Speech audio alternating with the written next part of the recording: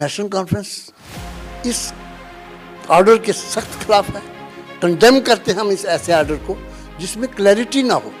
5 मरले 10 मरले या कनाल के अंदर अंदर जो जिन्होंने अपने मकान बनाए हुए हैं उनको हम तंग नहीं करेंगे और ना ही उनको हम नोटिस देंगे और ना ही हम उनके घरों को बुलडोज जवानी जमा खर्ची चल सकती है। ऑर्डर कुछ कर रहे हैं, क्लैरिफिकेशन कुछ दे रहे हैं। अगर आप समझते हैं कि नहीं साहब हमारी नीयत में, मैं तो समझता हूँ उनकी नीयत में फर्क है। कहने का मकसद है कि इस किस्म का जो ऑर्डर आपने ब्लैंक ऑर्डर निकाला है वो गलत है, गैर कानूनी है। इस किस्म का ऑर्डर नहीं होना चाहिए। ऑर्डर में क्लैरिटी होनी चाहिए। आपका कमिश्नर कुछ कह रहा है, ऑर्डर कुछ कह रहा है, लोग इम्प्लीमेंट जो आपकी अथॉरिटीज कह रहे हैं कुछ कर रही है। नाज़रीन, आप जुड़ चुके हैं रोज़नामा अवामी लहर न्यूज़ के साथ और मैं हूँ आपका मेहमान इरशाद अहमद। नाज़रीन, आपको बताते चले कि हाल ही में जो सरकार ने जो ऑर्डर निकाला था जिसमें ये कहा गया था कि 31 जनवरी तक जो भी सरकारी अराजी मतलब जो भी सरकारी ज़मीनें हैं जिस पर लोगों ने अपने मकान या दुकानें बनाई हैं उन्हें 31 जनवरी तक जो है वो खाली किया जाए। इस समय हमारे साथ बात करने के लिए हमारे साथ मौजूद हैं Jammu and Kashmir national conference के सूबाई सदर रतन लाल गुप्ता जी। मज़ीद हम इनसे जानेंगे कि इनके इस हवाले से क्या कुछ कहना है। ये साहब, पिछले दिनों जम्मू कश्मीर सरकार ने जो ऑर्डर इशू किया है जिसमें एनक्रोचमेंट के बारे में कहा है कि तमाम डिस्ट्रिक्ट ऑफिसर्स डीसीज को डायरेक्ट किया गया है कि वो 31 जनवरी से पहले तमाम जो इंक्रोचमेंट्स है 100% इंक्रोचमेंट्स वो खाली करवाएं।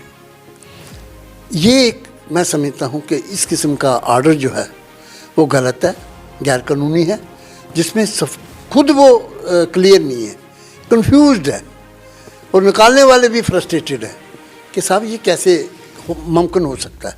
तो नेशनल कॉन्फ्रेंस इस ऑर्डर के सख्त खिलाफ है। कंडेम करते हैं हम इस ऐसे ऑर्डर को जिसमें क्लैरिटी ना हो। ऑर्डर कुछ लिखा है और आज कल ही यहाँ जो कमिश्नर हैं इसके रेवेन्यू के वो क्लैरिफिकेशन दे रहे हैं कि साहब हम छोटे जो लोग हैं मतलब जिसकी 5 मरले 10 मरले या कनाल के अंदर अंदर जो जिन्होंने अपने मकान बनाए हुए हैं उनको हम तंग नहीं करेंगे और ना ही उनको हम नोटिस देंगे और ना ही हम उनके घरों को बुलडोज करेंगे। ये जवानी जमा खर्ची चल सकती है। ऑर्डर कुछ कर रहे हैं, क्लैरिफिकेशन कुछ दे रहे हैं। अगर आप समझते हैं कि नहीं साहब हमारी नीयत में, मैं तो समझता हूँ उनकी नीयत में फ़र्क है। ये चाहते कुछ और हैं, करना कुछ और चाहते हैं।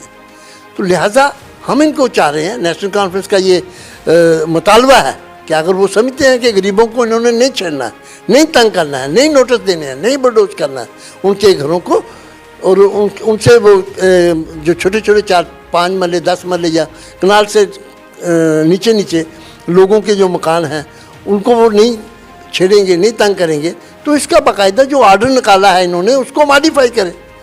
जब मॉडिफिकेशन निकालें कि साहब ये जो गरीब लोग हैं इनको हम तंग नहीं करेंगे, ना ही बुलडोज करेंगे इनके मकान, ना ही इनके छेड़ेंगे। एक तरफ आपने रिव्यू पिटीशन डाली हुई है हाई कोर्ट में कि साहब इसकी हम खुद चाहते हैं कि भाई ये जो इंक्रोचमेंट का ऑर्डर है हाई कोर्ट डीवी ने किया है उसको वो अपने ऑर्डर को रिव्यू करे और हमें बताए कि साहब हमें क्या करना है।